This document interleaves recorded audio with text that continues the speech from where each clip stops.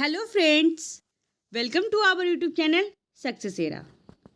पंचायत नियोजन इकाई में 40% पद खाली। जी हाँ दोस्तों, हम सभी एक उधेड़-बुन में थे कि हमारा मेरिट कम है और हम सीरियल नंबर से बहुत पीछे हैं। इस वजह से हमारे कई साथी उस पंचायत तक नहीं पहुंच पाए जहां पे उनका नाम बुलाया जा रहा था और वो उस नियोजन से वंचित रह गए, क्योंकि हर एक ब्लॉक के पंचायत की काउंसलिंग अलग अलग हो रही थी, जिस कारण यह नतीजा है कि 40% सीट खाली रह गई है। देखिए क्या अपडेट है। सूबे के पंचायत नियोजन इकाइयों में 40% पद खाली रह गए हैं। कक्षा 1 से 5 की बहाली में सबसे अधिक जिले में ही नियोजन हुआ। हर जिले में हुए नियोजन की रिक्ति और काउंसलिंग रिपोर्ट से यह सामने आया है कि सूबे में पंचायत नियोजन इकाइयों में कुल 20,803 पद पर काउंसलिंग होनी थी, जिसमें 12,209 पद पर चयन हुआ। मुजफ्फरपुर समेत विभिन्न जिलों में सभी पंचायत नियोजन इकाइयों में 12 जुलाई को काउंसलिंग नहीं की गई। कई पंचायत नियोजन इकाई में मेधा सूची नहीं तैयार की। इन सबसे बावजूद जिले में सबसे अधिक 234 पंचायत नियोजन इकाई में काउंसलिंग की प्रक्रिया हुई।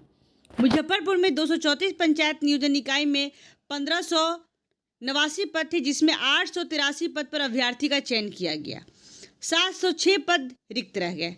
समस्तीपुर में 138 पंचायत नियोजन इकाइयों में 821 पद के लिए काउंसलिंग हुई, जिसमें 582 पद पर चयन हुआ। वहीं 239 पद रिक्त रह गए।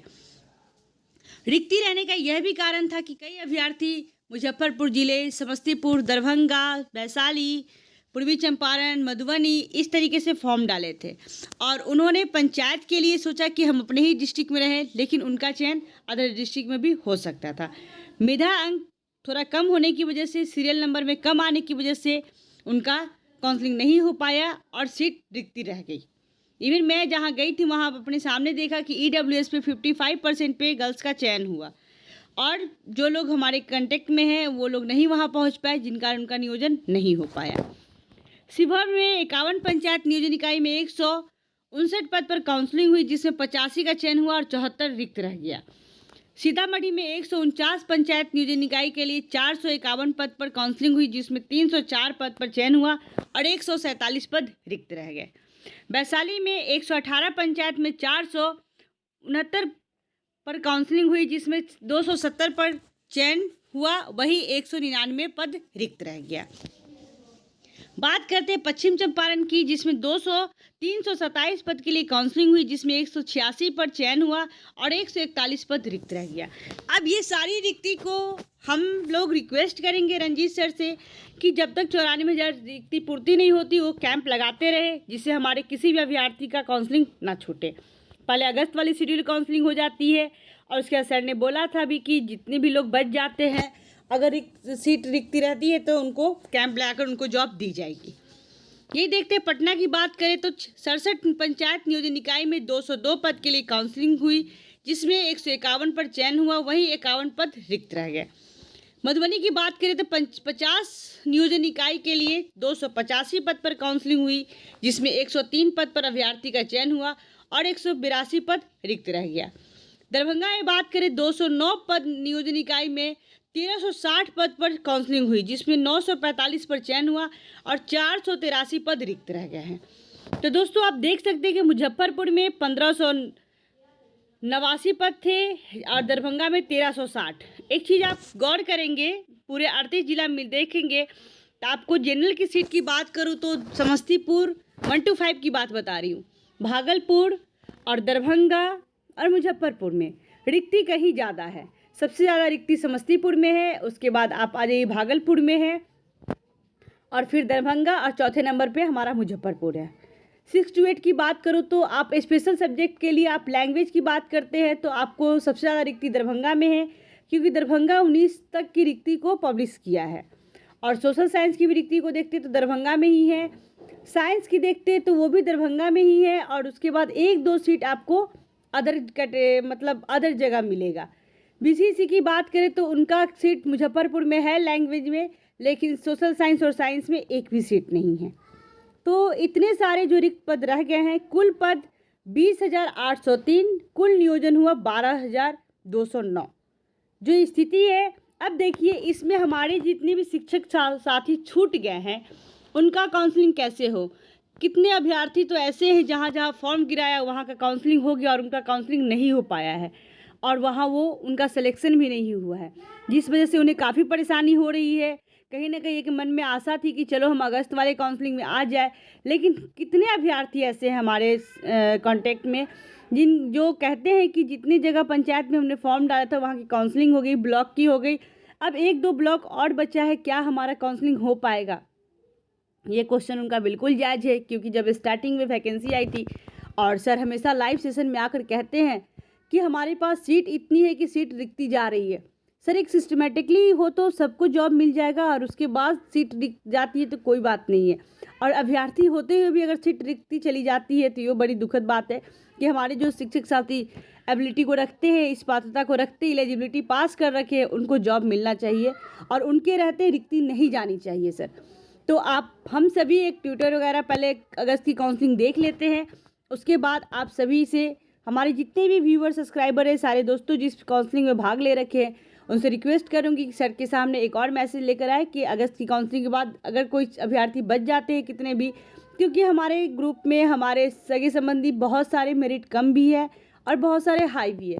तो हाई है तो उनका सिलेक्शन कहीं भी हो सकता है, लेकिन कम वाले के लिए थोड़ा सा सोचनीय बात है, और वो हम में से ही है, वो कोई अलग नहीं है। इसलिए सर से रिक्वेस्ट किया जाए कि जब तक 94,000 रिक्ति की पूर्ति ना हो जाए तब तक इस काउंसलिंग को बंद न किया जाए। 2 फेज में काउंसलिंग हो, एक फेज में हो चुकी है, दूसरी अगस्त में होनी है। उसके बाद अगर रिक्ति बचती है तो आप फिर से कैंप लगा करके हमारे सभी शिक्षक अभ्यर्थियों को इस रिक्ति से उनकी सीट को पूर्ति करें और उन्हें जॉब दें। एक और अपडेट है दोस्तों जो देखिए इसके साथ ही क्या है। बची हुई जो काउंसलिंग है, हमारी जो शेड्यूल आ चुकी है, अगस्त के पहले सप्ताह से शिक्षक नियोजन के दूसरे चरण की होगी काउंसलिंग। जी हाँ दोस्तों, 2 अगस्त को जो हमारा है नगर निगम, 3 अगस्त को फिर नगर निगम का 1 to 5 का, 4 अगस्त को 6 to 8 सारे ब्लॉक है, फिर 5 अगस्त को 1 to 5 का सारे ब्लॉक का काउंसलिंग होगा। फिर 6-7 वेट करें, 8 तारीख को आपको 8 या 9 तारीख को है आपके पूरे पंचायत की काउंसलिंग जो जिला लेवल पे होगी। तो ये सारी चीज़ें, उसके लिए लेटर तो आएगा ही आएगा। देखते हैं क्या अपडेट है। अगस्त के प्रथम सप्ताह में प्राथमिक शिक्षक नियोजन के लिए प्रस्तावित काउंसलिंग का दूसरा चरण शुरू होगा। वर्ग 1 से 5 और 6 से 8 के लिए अलग अलग तिथियां निर्धारित की जाएंगी। प्राथमिक शिक्षा निदेशक ने अपने ऑफिशियल ट्विटर हैंडल पर इस बात की जानकारी साझा की है। उल्लेखनीय है कि 2 से 9 अगस्त के बीच काउंसलिंग के लिए घोषित किए गए शेड्यूल में दोनों वर्ग की काउंसलिंग के लिए अलग अलग तिथि नहीं थी।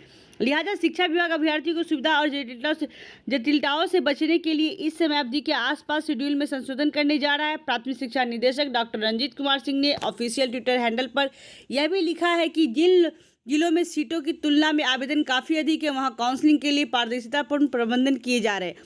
इसी तरह उन्होंने अपने ऑफिशियल ट्विटर हैंडल पर एक और एंड ट्वीट में लिखा कि जहाँ भी काउंसलिंग के दरमियान अथवा काउंसलिंग के बाद अभ्यर्थियों के दस्तावेज जमा करा लिए गए थे उनके दस्तावेज गुरुवार तक वापस कर दिए। दरअसल ऐसा उन नियोजन किया जा रहा है जहां गड़बड़ी के आधार पर काउंसलिंग रद्द की गई है। तो जो हमारे जो हेड है, हमारे प्राथमिक निदेशक जो हमारे रंजीत सर है, वो हर संभव प्रयास कर रहे हैं कि हमारे जितने भी शिक्षक साथी है इसमें उनको कोई परेशानी ना हो, उनको किसी भी तरह की कोई समस्या ना हो, जिससे उनको इसमें आसानी से काउंसलिंग करवाने का मौका मिले और बहुत ही सुविधा तरीके से वो अपनी काउंसलिंग करवाए और अपनी जॉब को सुनिश्चित करे। तो दोस्तों इसलिए हताश नहीं होना है। अभी तक जो लेटर नहीं इशू है कुछ दिन में लेटर इशू हो जाएगा। सर ने अपने एफबी पेज पे भी शेयर किया था कि 1 to 5 और 6 to 8 की काउंसलिंग अलग अलग होगी। अब इसलिए अलग अलग होगी, जो जुलाई सेशन में हुआ है वही अगस्त में ही होना है। इसलिए परेशान नहीं होना है कि एक दिन काउंसलिंग होगी हम कैसे जाएंगे, नहीं जाएंगे। अब देखते हैं जितने भी अभ्यर्थियों का काउंसलिंग हो गया उनके लिए क्या अपडेट है। 55% नियोजन शिक्षकों के प्रमाण पत्र हो सके अपलोड। जांच मुजफ्फरपुर जिले में निगरानी विभाग से छूटे करीब 55% पंचायत राज नगर निकाय शिक्षकों सर्टिफिकेट विभाग के पोर्टल पर अपलोड हो गए हैं। इसमें भी त्रुटिपूर्ण शैक्षणिक प्रमाण पत्र डाले जाने की बात सामने आ रही है। ऐसे 1-2 नहीं सैकड़ों शिक्षक हैं जिनके प्रमाण पत्र मूल रूप से अपलोड नहीं हुए। वहीं 40 सैकड़ों ऐसे शिक्षक जिनका एक भी प्रमाण पत्र अपलोड नहीं हो सका है। TTSTET शिक्षक संघ के जिलाध्यक्ष मृत्युंजय कुमार ने कहा कि बिहार बोर्ड से नाम सुधरवाने का फेरा में करीब 45% शिक्षकों का मंगलवार तक अंतिम दिन भी डाटा अपलोड नहीं हो सका। शिक्षक 1 महीने से बिहार बोर्ड कार्यालय में अपना नाम, पता, अंक सुधरवाने के लिए चक्कर काट रहे हैं। उधर बिहार बोर्ड के क्षेत्रीय उप सचिव रजनीश कुमार ने कहा कि एक दिन में 1,000 लोगों का आवेदन आ रहा है। अतिरिक्त समय देकर रात तक जितना संभव हो सकता है कार्य किया जा रहा है। डीपीओ स्थापना जलालुद्दीन ने कहा कि शिक्षकों को प्रमाण पत्र अपलोड करने के लिए काफ़ी समय दिया गया। मंगलवार को अंतिम समय सीमा खत्म हो गई। विभाग अगर चाहे तो बचे हुए लोगों को के लिए इसे खोल सकता है। अगर आगे नहीं समय दिया जाता तो कोई टेंशन नहीं की बात नहीं। जो भी प्रमाण पत्र उनके पास उपलब्ध वही पर्याप्त है। उनके साथ ही भी न्याय होगा। 90% शिक्षकों को यूएन नंबर गलत हुआ अपलोड। अफरा तफरी के बीच प्रमाण पत्रों के साथ अपलोड किए गए ईपीएफ के यूएन नंबर में भी गड़बड़ी हो गई। टीईटी-एसटीटी शिक्षक संघ मीडिया प्रभारी विवेक कुमार ने कहा कि 90% शिक्षकों का यूएन नंबर गलत भरा गया है। विभाग के अधिकारियों को एक साथ सभी लोगों का यूएन नंबर अपलोड करना चाहिए। भविष्य निधि का यह झमेला फिर से रह ही गया। 90% शिक्षकों का यूएन नंबर गलत हो गया। नाम सुधरवाने के लिए 1 माह से बिहार बोर्ड का चक्कर काटते रहे शिक्षक। तो ये चीज़ परेशानी तो है ही हमारे यहाँ, जो कि एक दिन में कोई काम हो नहीं सकता है। तो दोस्तों, जो भी क्वेश्चन हो आप हमें कमेंट करके बताएं। आप हमारे टेलीग्राम ग्रुप से जुड़े, वहाँ पे सारी चीज़ आपको मिल जाएगी। और एक और चीज़ मैं आप लोगों के साथ शेयर कर रही हूँ कि आप परेशान मत हो। अपने सारे डॉक्यूमेंट्स का 2-3 सेट में जीरोक्स करा ले। आने वाले काउंसलिंग का समय आपके लिए बहुत बड़ा है, इसलिए आप प्रिपेयर रहें, हेल्थ का भी केयर करें। और अभी टाइम है, बच के रहना, बीमार ना पड़े। और उसके बाद ऑल द बेस्ट हमारे सभी दोस्तों को जिनकी काउंसलिंग होने वाली है, जिनकी हो गई है, कॉन्ग्रेचुलेसन। आप सभी एंजॉय करें, बहुत ही बड़ा पल है आपके लिए। सारे पेपर का जीरोक्स एक फ़ाइल एक्स्ट्रा लेकर जाएं, क्योंकि वहाँ पे डिमांड की जाएगी आपको अपने फाइल के लिए। अगर आप ईडब्ल्यूएस से जाते हैं तो सारी प्रमाण पत्र अपने पास रखें। अगर आप आरक्षण कोटि से नहीं है तो जो भी ओरिजिनल डॉक्यूमेंट्स है सारे अपने पास रखें। Thanks for watching this video. Thank you दोस्तों।